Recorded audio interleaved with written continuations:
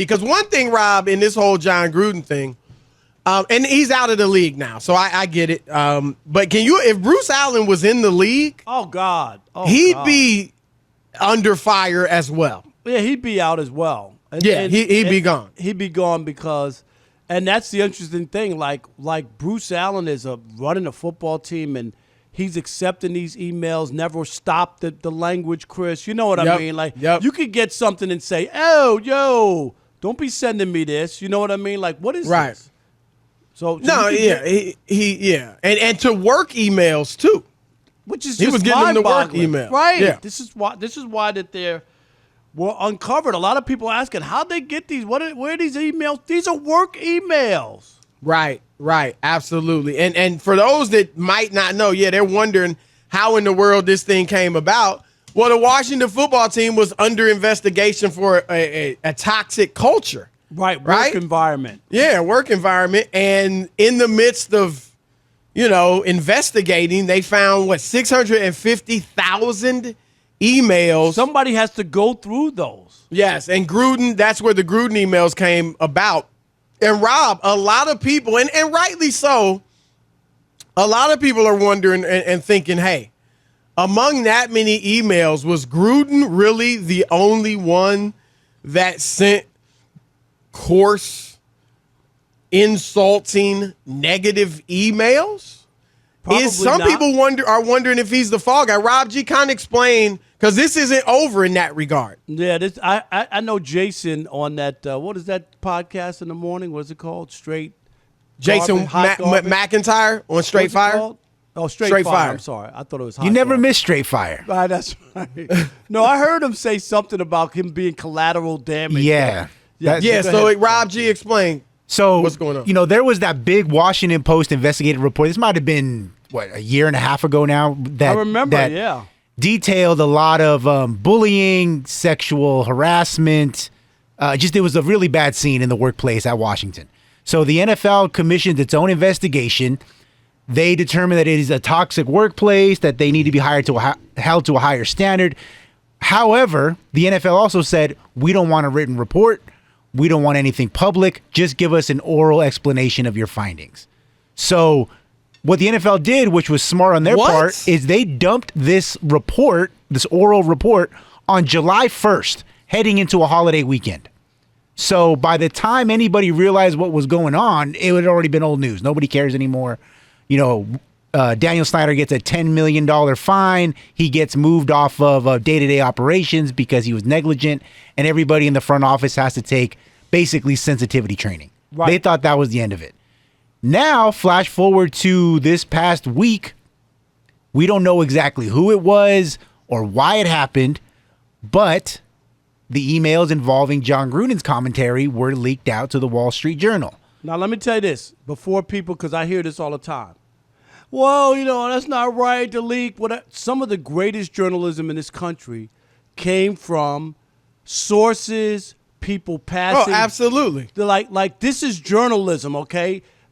Watergate, Chris. Absolutely. So when people say that, that ain't right. That's how you get sources and information.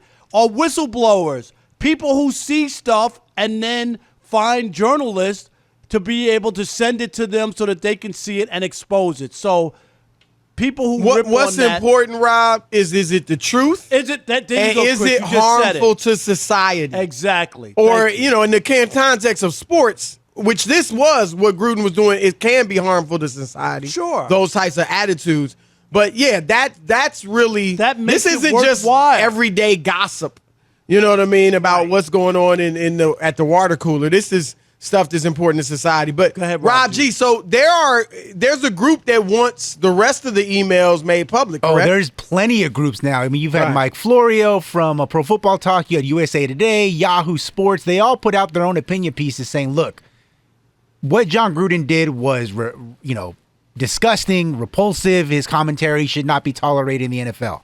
However, it's very convenient that out of how many was it? 650,000 emails. Right. The only commentary that got leaked involved someone who did not work in or around Washington. And in the New York Times, a lot of people pointed out as well, it says John Gruden and Allen exchanged picture messages, derogatory commentary. Right. However, the only person who was actually quoted for their emails was John Gruden. Right. So people are upset saying, look, obviously John Gruden deserved what came to him. He's not the only one doing and saying things like this. So let's have the NFL, and the NFLPA actually put out a statement this afternoon or later this evening saying we want all of those emails, anything that you found made public, so we can decide who or what we should be mad about. I don't not just have John a Gruden. problem if they made them all available. And you know what? There will be news organizations, Chris, who will file Freedom of Information Act, right, to try to get to see if they can get like a chance at looking at these emails, and whether a judge or whatever grants them that. It's not automatic, but a Freedom of Information Act to try to get access to it. And that's how stories are done sometimes. I remember when they broke a story in Cincinnati about Marge Schott, and you know how the reporter did it when the racist owner who eventually got forced out? You know how they got the information about her and some of the stuff she said? They went through lawsuits, Chris, brought on against her, right? The public record lawsuits, and read line for line. Just read line for line. Right. And I would come in every day for 8 hours and read every lawsuit and every line, and then they uncovered stuff that was in this lawsuit, right, which eventually wound up hurting her, that this stuff was said in depositions and all whatnot. So my point is, it's called journalism, and it's tedious. It's a lot of work. But if they did do that, they probably would rope some more people in this who have said some stuff. It is interesting that Daniel Snyder, and maybe he uses personal email, Chris. You never know. Maybe he was smart enough not to, even if he was saying stuff, to put it on the company. I'm just saying, and why he wasn't roped into this. It's interesting, though, Rob. Like, the NFL, I don't even know, Rob G, maybe you know, how many billions of dollars is the NFL worth? 11? 12 billion, yeah. probably more. It's a $12 billion business. At least, okay. It's a $12 billion business. Yes. And you say, just give us an oral report? Right. What? Do you really want to know the truth? Even if I was going to give you an oral report with the best of intentions, I might leave something out, right? Especially I might when forget you're talking about something. 650,000. Yes. No. If you're going to take this seriously, there needed to be a written report. Rob, what does this remind you of? It's right on. I know it's on the tip of your tongue because you always talk about it when we mention the Patriots. Right. Destroying videos. He destroyed the evidence that they had against the Patriots. So I always said he did if it was no big deal, Chris, he also did a disservice to the Patriots. If they would have let us see it, then we could have said, that ain't that big of a deal or whatever, you know what I mean, and make the case. Right.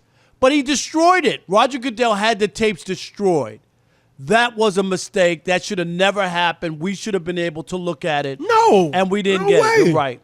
Absolutely. And that's what this smacks of. And who does Roger Goodell work for? The owners. No, One being Daniel Snyder. Right. No, they pay him. And I'm not trying to works for the accuse owners. Snyder of something. I'm just saying it doesn't make any sense for me to have an oral report if you're really doing a serious investigation. Where in the world does that fly? Okay. Where? Let me also explain this to you. Okay, here's another thing. There's two things for people to understand. First, I'm going to say this. This also explains why the NFL were so quick to settle the Kaepernick case, Chris. Because if they were they didn't want the emails out. They didn't right. want the Can you emails to have imagine? to be exactly. Absolutely. And it would have cost them Absolutely. even more because you have discovery. Who knows what's in those emails? You think had- this is Gruden's the only person in the NFL No. talking like this? Come on. They would have had discovery, and they would have had to open up all these owners and teammate and teams' emails. So I understand why. That's why they paid him, and were like, we want to get over with this. Here's the second one, and you talk about John Gruden getting caught, right? Caught up. How did Barry Bonds get caught with the steroid thing, Chris? Remember, he never failed a test by Major League Baseball. Right. They raided Balco in the Right. Bay Area and his name was in their files. Right. That's how Barry Bonds came down. It wasn't an investigation about Barry Bonds. It was never about Barry Bonds. Right. It was about Balco.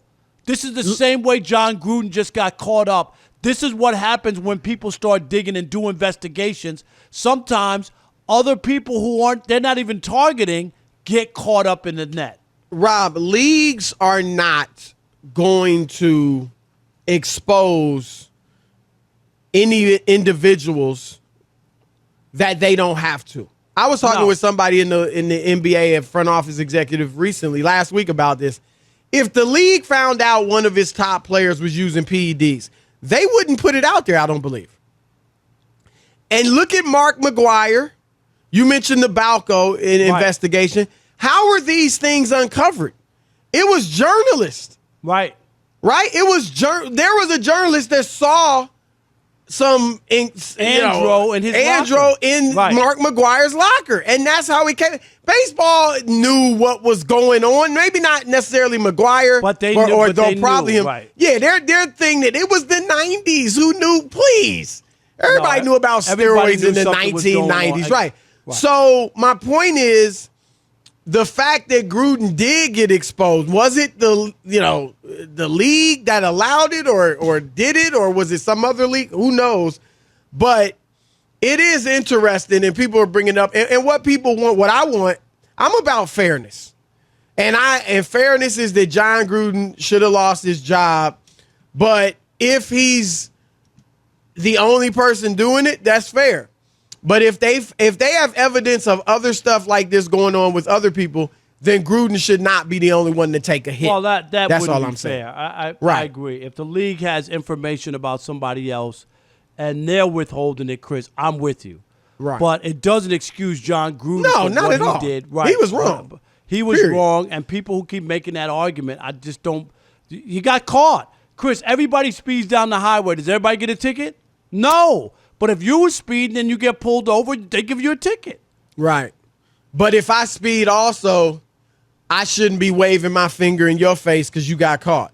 And I speed just as much as you. Right. Well, I'm about fairness and I'm about being truthful and not being hypocritical. So